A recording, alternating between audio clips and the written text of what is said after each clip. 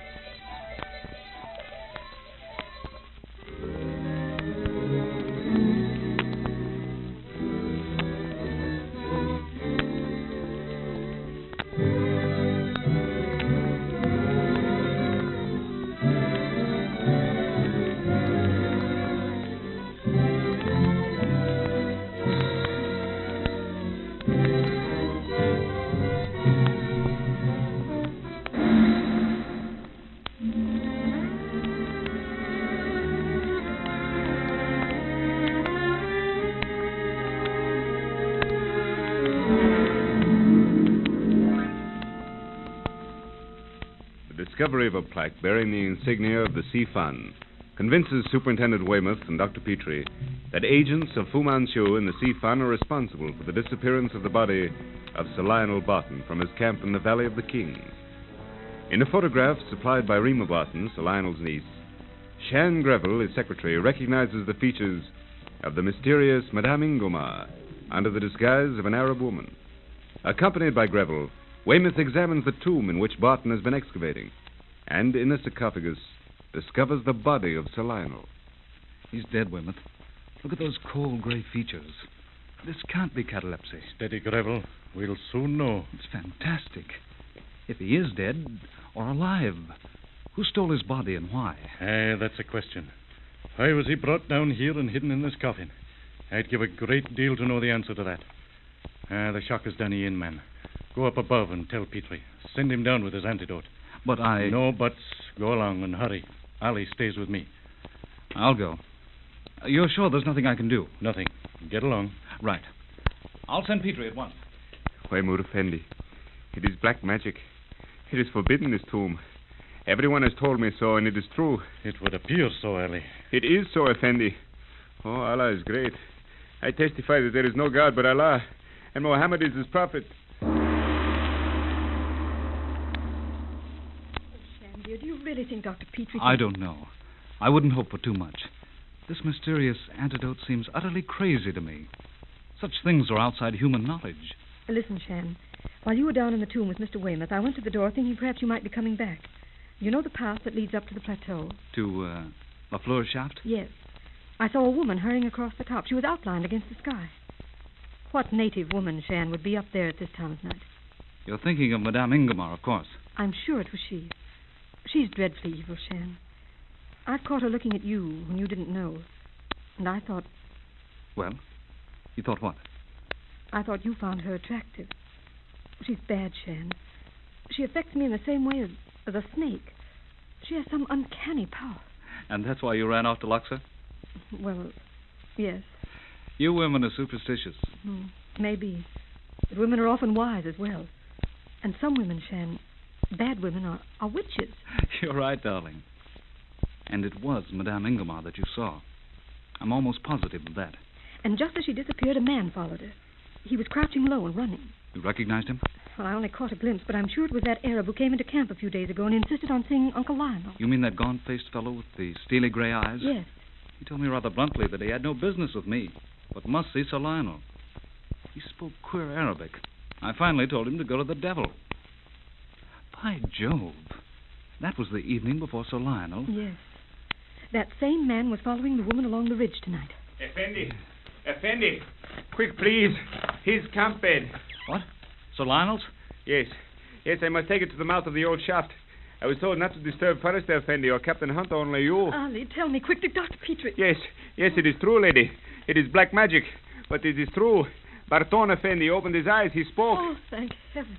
Quick, Shan, I'll help.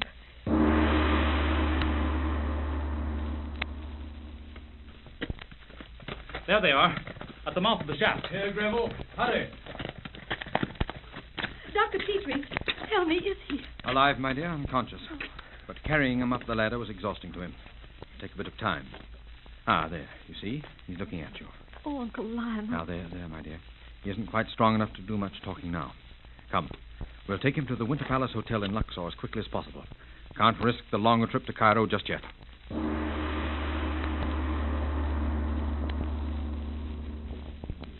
Well, Rima, what do you think of our patient? Oh, Dr. Petrie, he seems so weak. Yes. I don't quite know what to make of him. But there isn't a man in Upper Egypt just now whose opinion I could take. Vacation season, you know. The only likely Cairo man is away on leave. Hadn't I better go back up? Presently, if you wish. Bit of relaxation down here in the lobby with Greville and me won't hurt you. You know, Doctor, it's tragic that perhaps the greatest of modern Orientalists lies up in that room in a state of incomparable coma. A mysterious secret locked in his memory. Yet it's a greater tragedy that so mighty a brain as that of Dr. Fu Manchu should be warped. That so brilliant an intellect should have been directed to destruction instead of healing. He's dead, yet his evil genius lives after him. Oh, and by the way, in your examination of the tomb, did you find anything new? Nothing much. It seems that Lafleur must have gotten within a few yards of the passage leading to the burial chamber when he abandoned his work. Someone completed the job and then concealed the opening. Mightn't it have been Lafleur himself, Shan? Well, it's possible. The most surprising thing is that the inner portcullis had been opened before and reclosed so cleverly that even Sir Lionel missed it. We're not the first party to reach the inner tomb of the Black Ape. Any indications as to when the tomb had been emptied of whatever it contained? It may have been done a week ago when I was in Cairo or back in Lafleur's time. The vital question is who reclosed it and why. And above all, what was in it? It's possible that Sir Lionel knows. And he is unable to tell. Yes. Well, next to Hawkins of London, the brain specialist, you know, there's one man with whom to have 10 minutes' talk I'd give half I own. Who is he, Dr. Petrie? Nayland Smith. Oh, not as a professional consultant, but somehow in the old days he seemed always to find a way. Uncle Lionel was always talking about him. I'd love to meet him. He's chief of something or other at Scotland Yard, isn't he? Yes, he left Burma several years ago to take a commissionership at the Yard. I'm looking forward to meeting him on my way to England. Weymouth cabled him but had no reply. Huh? That's quite unlike Smith not to answer. Is there nothing we can do? Oh, I don't mean you're not doing all that's humanly possible, Dr. Petrie, but do you think we're justified in waiting? I don't. But I doubt if either of the men I mentioned could suggest any treatment other than the one we're following. Physically, Barton's gaining every day. It's his mental condition that puzzles me. Is it contrary to your experience? I mean your experience with the strange drug that was used in his case? It is, yes. The astounding feature of Fu Manchu's methods was their clean-cut effects. His poisons served their purpose invariably. His antidotes restored to normal. Here comes Weymouth. I hope he has good news. Hello, Mr. Weymouth. Hello. You look as though a long drink with a lump of ice in it would fill the bill. It would, Miss Rima. Any luck? Well, a number of people in and around Luxor know Madame Ingomar, but no one can tell me where she lives. Obviously, then, she's rented a villa or is living in the native quarter. Obviously, Petrie. My native agent reported this morning. She doesn't live in the native quarter. I've just come from a personal inspection of the list of available villas. She doesn't occupy any of them. Scotland Yard methods, Greville, have been pretty harshly criticized by those who know nothing about them. But you'll agree they don't fail in thoroughness. I stand corrected, Weymouth, old chap. What is it, Petrie? Nothing, Greville. That tall Arab that just came in. I seem to get something vaguely familiar in his carriage. The Arab. It's the man we saw in Camp, Shan. He's the man who followed Madame Ingomar. Jove, you're right. I'll handle this. A clue at last, Weymouth. We'll see who the fellow is. Come along, Petrie. You too, if you like, Miss Rima. Thank you. Greville's going to the desk. A tall Arab just came in, Rankin. Went up in the lift. Where's he gone? He's in the service of one of our guests, Mr. Greville, gentleman of the diplomatic service. Nevertheless, I'd like to speak to him. His being a servant of a diplomat doesn't alter the fact that he's been prowling around our camp over in the valley. Who is this diplomat? Why, Mr. Fletcher, I beg pardon, Mr. Greville, but I have orders in this matter. Well, I respect your orders, Rankin, but there can't be any objection to my speaking to Mr. Fletcher's Arab servant, can there? Well, I'm sure that... How about it, Mr. Weymouth? We'll see this Arab, Rankin, now. Oh, yes, of course, Mr. Weymouth, of course. If you'll excuse me a moment, gentlemen, I'll phone from the private office. What the deuce is this all about, Greville? I don't know. It's apparent they want to keep me from questioning this Arab. The devil. Is everyone in with our enemies? We'll find the fellow, Greville, if we have to search every room in the hotel. I'd like a word with him myself. Rankin isn't wanting him. Oh, not likely. Rankin knows better than that. It was a bit difficult, gentlemen, but if Dr. Petrie and Mr. Greville will be good enough to go up to number 36, Mr. Fletcher will be pleased to see them. That invitation includes me, Rankin, though my name wasn't mentioned. Come along, gentlemen. You go back up to Sir Lionel's room, Rima. I'll call you if we learn anything. Yes, dear. Heaven knows we've had enough trouble without the appearance of this unknown diplomat. I've never met a diplomat by the name of Fletcher. Can you imagine why he should ask me to come up? I can't. What's more, I don't know of any British diplomat named Fletcher who's just arrived. I'd have been notified. Well, here's 36.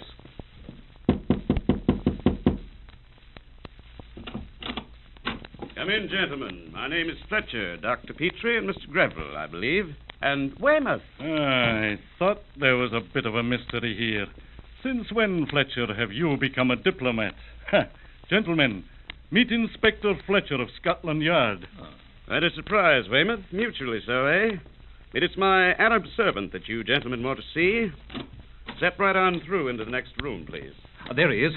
That's the man, Weymouth. There by the window. Come in. I say, my friend, I'd like to ask you a few questions.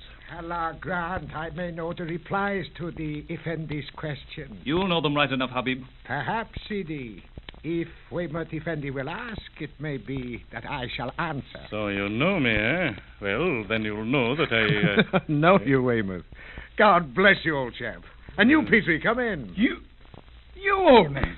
Well, what is this? Well, by the gods... Petrie, old boy. There was no other way. By Jove, it's good to see you chaps again. Forgive this make-up, gentlemen, but there's very much at stake. Greville, let me present you to Commissioner Nayland Smith of Scotland Yard.